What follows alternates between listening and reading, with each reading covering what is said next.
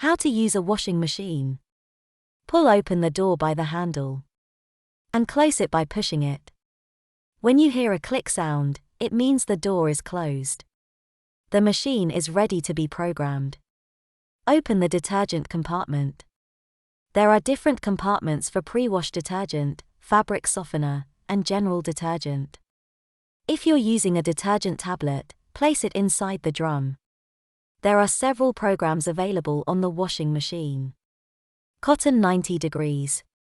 Cotton pre-wash 60 degrees. Cotton 60 degrees. Eco 40 to 60 degrees. Cotton 20 degrees. Synthetic 40 degrees. Wool 30 degrees. Rinse. Spin. Delicate hand wash 30 degrees. Colored fabrics 40 degrees. Mixed fabrics 30 degrees. Blouse, shirt 60 degrees. Quick 60 degrees, 60 minutes. Quick 30 degrees, 15 minutes. You can select the appropriate program by turning the dial. We have a temperature adjustment button.